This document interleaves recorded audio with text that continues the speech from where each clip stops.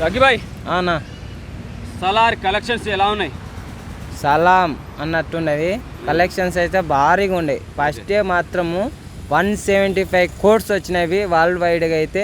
అంటే ఫస్ట్ డేలో అంటే మిగతా సినిమాలతో పోలిస్తే థర్డ్ ప్లేస్లో ఉంది. ఫస్ట్ ప్లేస్లో RRR అనేది 223 crores అనేది కలెక్ట్ చేసింది అనమాట. ఎందుకంటే ఈడ తగ్గడానికి కారణం ఏంటంటే డంకీ మూవీ ఉండడం వల్ల కొద్దిగా థియేటర్స్ తగ్గినాయి. అదే ఒకవేళ లేకుంటే ఇంకా హై లెవెల్ వెళ్ళలేదు. సెకండ్ ప్లేస్లో బాహుబలి 214 crores అనేది ఉంది. థర్డ్ ప్లేస్ మన సలార్ 178 crores రన్నింగ్ అవుతుంది. ఇంకా డే 2 కలెక్షన్స్ అయితే 117 crores అనేది కలెక్ట్ చేసింది. మొత్తం 2 డేస్కి వచ్చేసి 295.8 crores అనేది కలెక్ట్ చేసింది.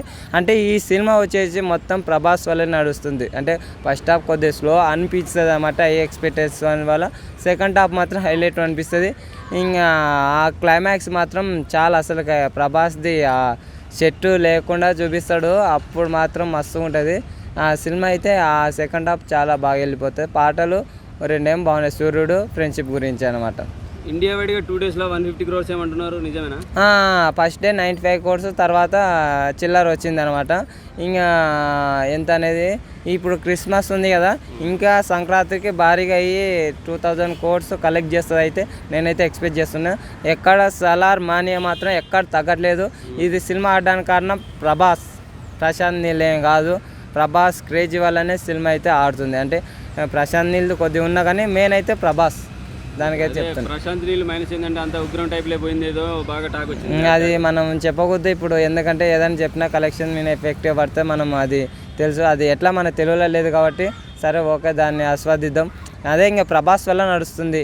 అది ఒకవేళ ప్రభాస్ లేకుంటే వేరే వాళ్ళు కానీ అయితే అట్టర్ ఫ్లాప్ అవుతుంది. రియల్ చెప్తున్నా, ప్రభాస్ వల్ల అయితే ఇట్టాక్తో అదే మన ప్రభాస్ హీరో కాకుండా వేరే వాళ్ళు అయితే అట్లే అయ్యేది. కానీ ప్రభాస్ అవ్వడం వల్ల ఎక్కడికో వెళ్ళిపోయింది.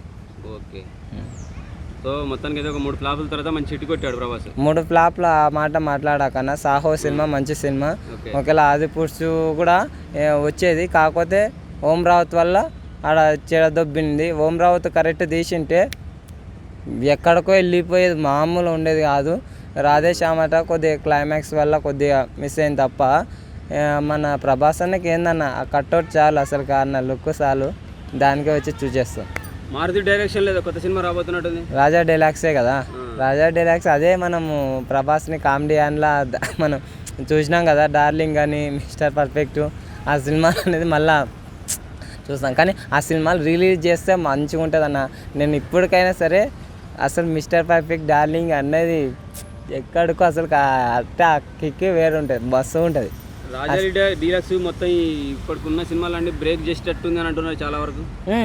అదే అంటున్నా, మన వింటేజ్ ప్రభాస్ అనేది చూస్తాం. ఎందుకంటే ఆ ప్రభాస్ అప్పుడున్న మనం ఎట్లా నువ్వు మారవా అని డైలాగ్ ఉంటాయి కదా, అట్లా.